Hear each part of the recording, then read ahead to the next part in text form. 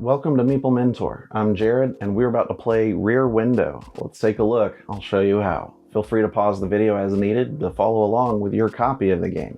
My goal is this video can not only teach you to play, but can be shown at the game table to help set up and teach the game at your next game session. As part of that goal, I've added chapter timestamps in the description to the different sections of the tutorial to easily recap relevant rules for you. Make sure to subscribe and hit the notification bell below the video so you don't miss any of my latest content.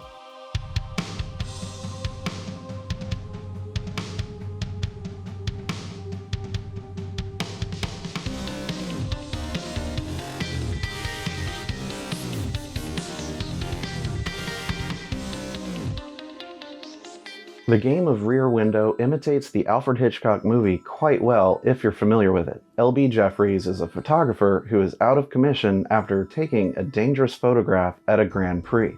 While confined in his Greenwich Village apartment during the summer heat wave, he uses his binoculars to observe the comings and goings of his neighbors. In the movie, he becomes convinced one of his neighbors kills his wife.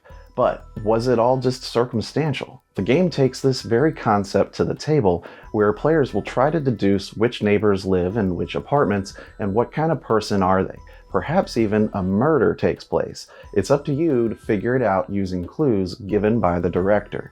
Let's look first at how to set up the game.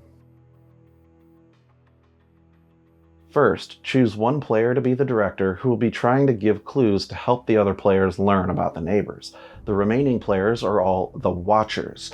The player who is the director won't be speaking during the game, but instead communicates through choosing cards to reveal information.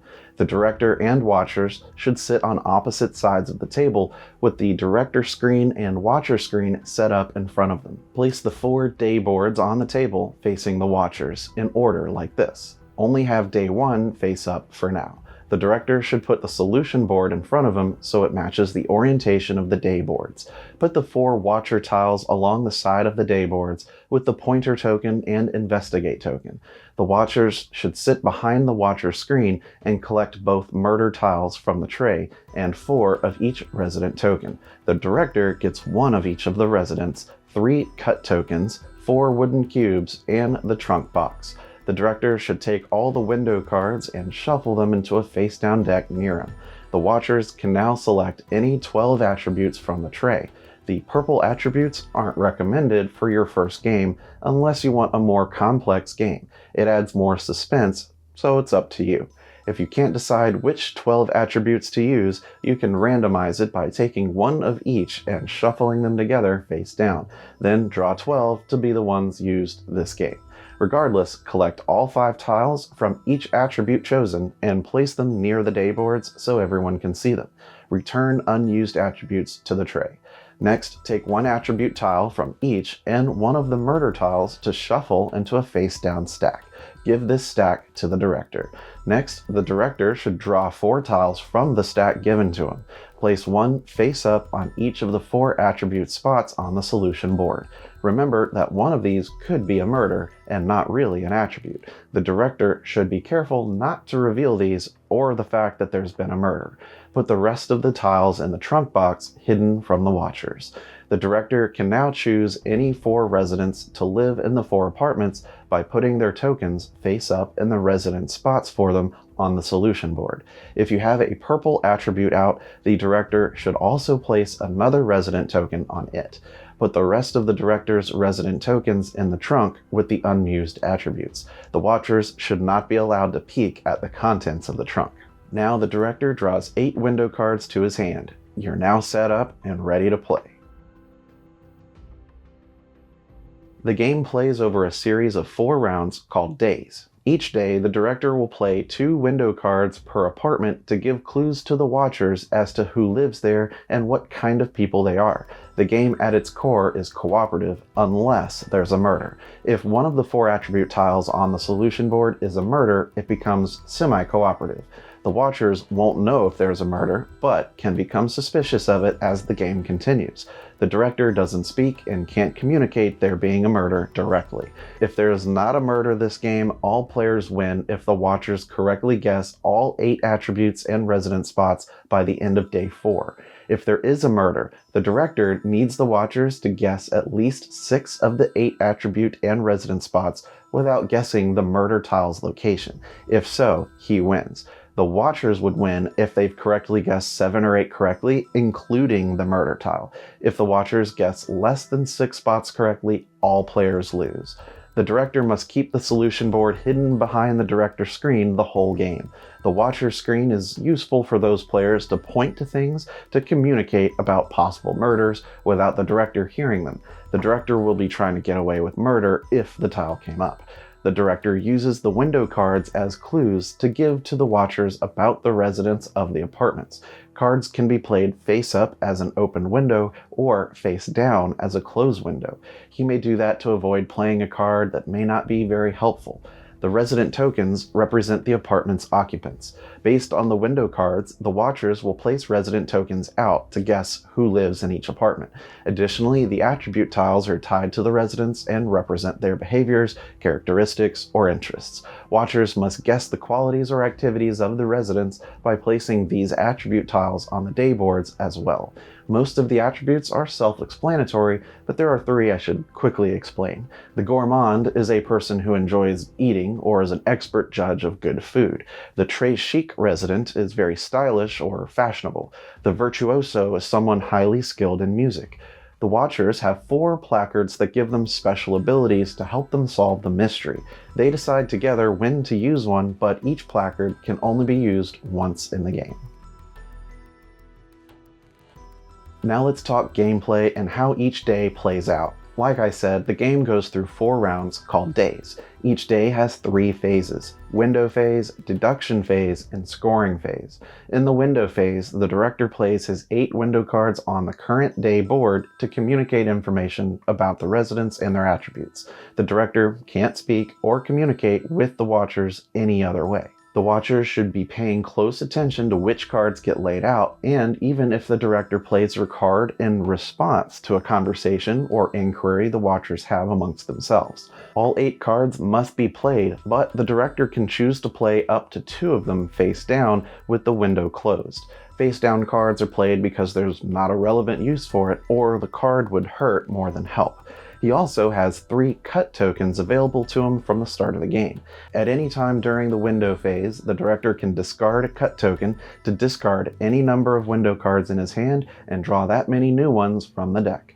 The discarded cards should always go face down into a separate pile. More than 1 cut token can be used the same day. Once they're used, they're gone. When placing cards out, the director can add them in any order he wants. Once placed, they don't move. The apartments are labeled A, B, C, and D. Each one will have 2 cards in it by the end of this phase. After all cards are placed, the director can draw 8 new cards to his hand to prepare for the next day. The next phase is the deduction phase, where all the watchers will discuss the 8 cards just played. They can review previous days and discuss connections or inconsistencies found between the cards given to apartments from one day to the next. The watchers should also review what they've learned from previous days and agree as a group which residents they think live where. In agreement, they should place a resident token on each apartment space to note their guesses. Additionally, they should do the same for the attributes, assigning 1 attribute to each apartment.